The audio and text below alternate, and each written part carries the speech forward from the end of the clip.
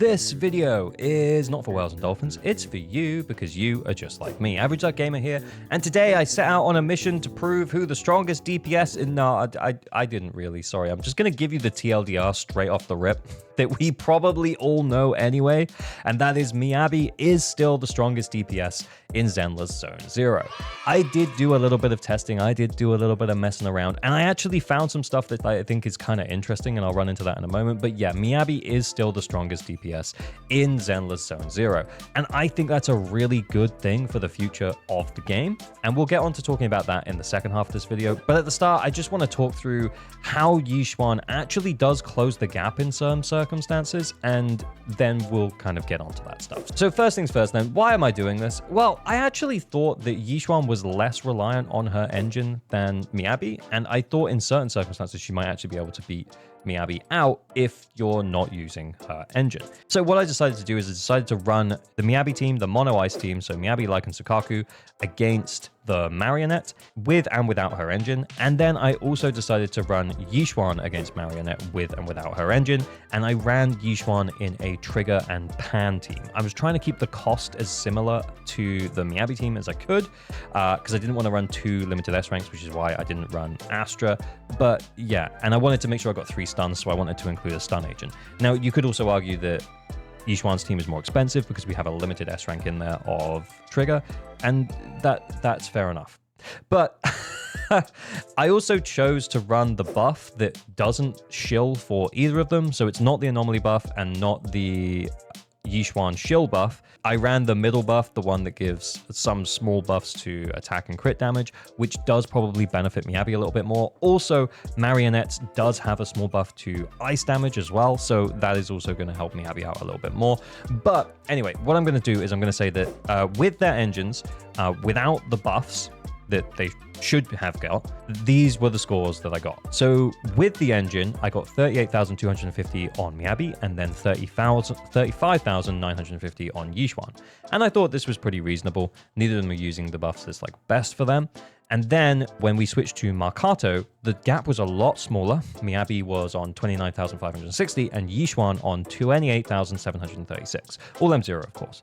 So I guess what I'm trying to say is that Miyabi is more reliant on her engine than Yixuan, but Miyabi is still the strongest DPS in the game. Now, considering that the scores are so close without the engine, i.e. both running Marcato Desire, I think it kind of shows how much Miyabi also really wants her engine.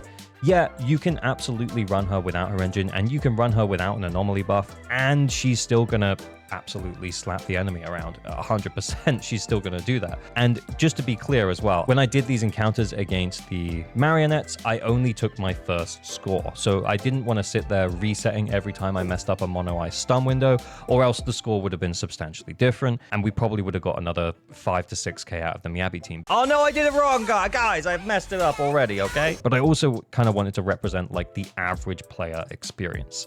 But again, I think that if someone came to me and said, hey, which character should I pull? I never pull for engines and I don't really want to.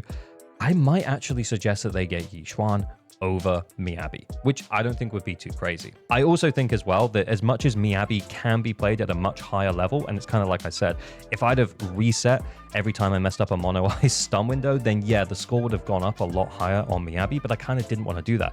I think that Yixuan also offers a lot more consistency because she is really easy to play. Although it seems like she's quite tough to play, it's all about that management of her adrenaline versus her technique bar, and then using the ultimates at the right time. And I flipping love that stuff.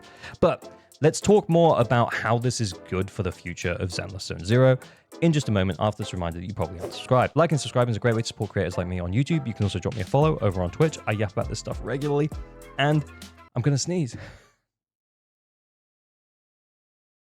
No, I'm not. Where was I? And you can join the Discord if you want to chat with some cool chill peeps who just want to chat about Zenless Zone 0.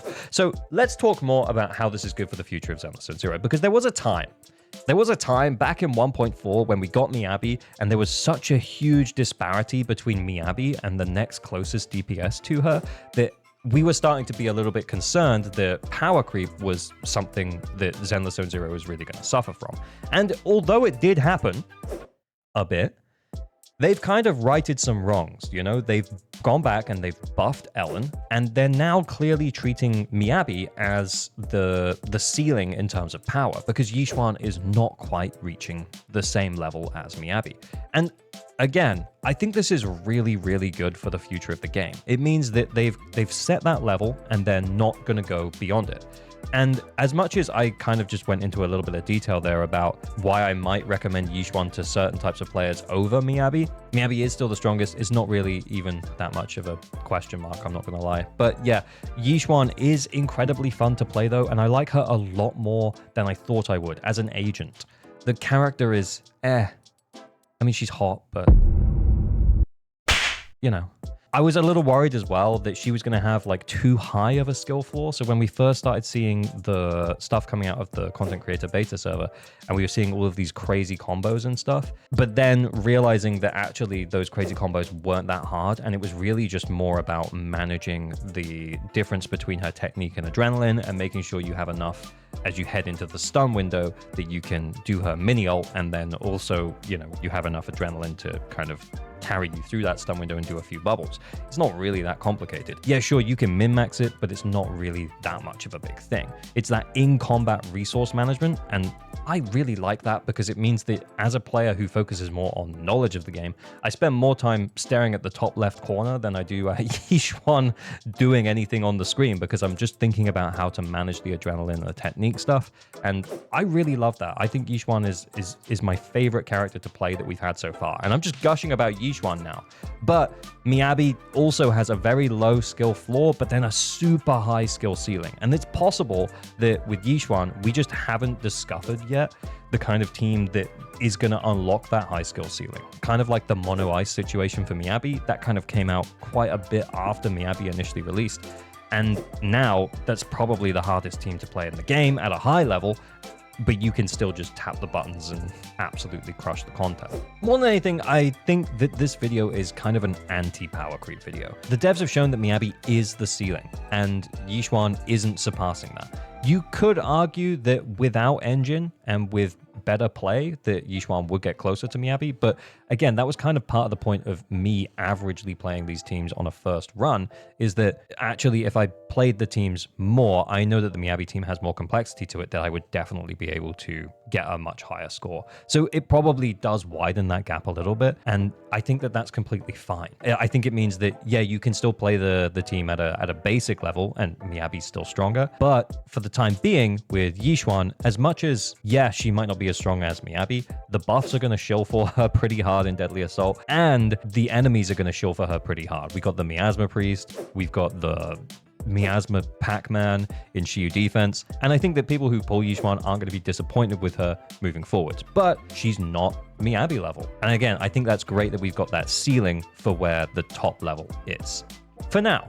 So anyway, that's how I feel about the whole thing. Miyabi's still the strongest character in the game, undoubtedly. Yixuan gets a lot closer to her than I think I thought. And Yixuan without her engine and Miyabi without her engine are kind of comparable, not gonna lie. Let me know what you thought about all of this down below, any surprises. Anyway, thanks very much for watching. I've been Average Duck Gamer. I don't know why, that's a thing that's staying now. As always, remember to like and subscribe for better Average Duck on all your pulls. Pull responsibly, stay weird. Bye, bye, bye, bye, bye, bye, bye, bye.